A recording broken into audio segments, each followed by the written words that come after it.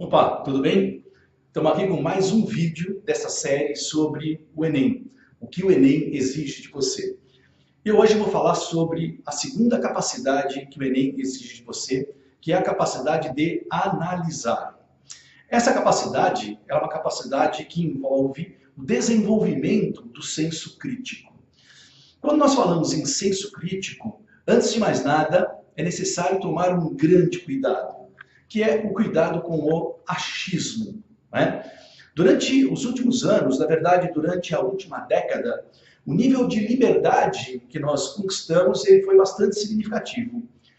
Também acompanhou esse processo o crescimento das redes sociais. E as manifestações sobre as redes sociais, elas são as mais variadas. Isso fez com que grande parte de nós passasse a ter um comportamento de grande exaltação da liberdade, né, no sentido de ter o direito de falar o que bem entender. E isso nós chamamos de achismo.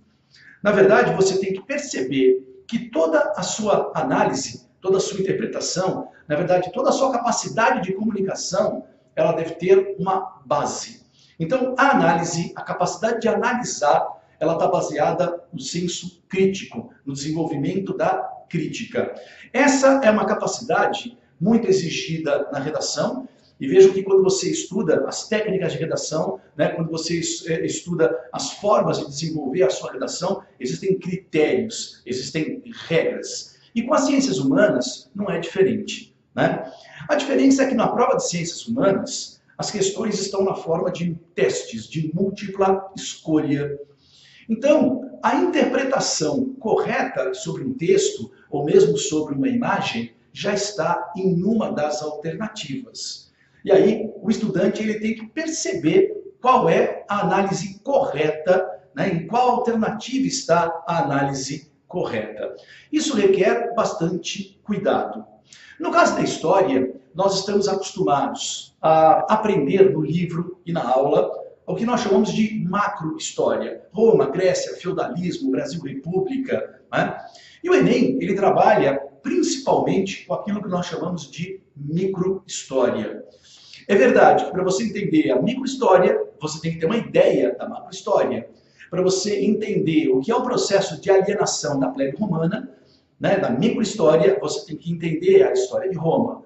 Tá? Então, a micro-história ela é bastante exigida, principalmente naquilo que toca às questões sociais. E aí você percebe uma intersecção muito grande entre a história, a geografia, né, e a sociologia. Nós podemos pegar, por exemplo, as questões dos deslocamentos populacionais.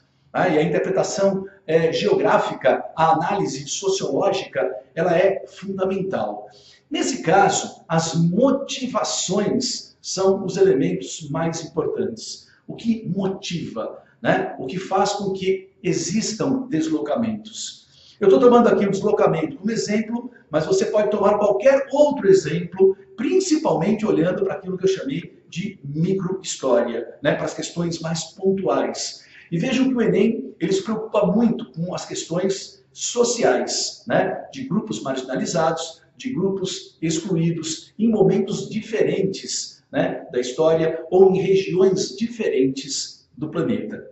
Tá legal? Se você ainda não se inscreveu, se inscreva aqui no meu canal de História, né? Na próxima videoaula, uma nova capacidade, né, que o Enem exige de você. Dentre as 5, nós já vimos 2, vamos ver as outras 3, ok? Um abraço e bons estudos!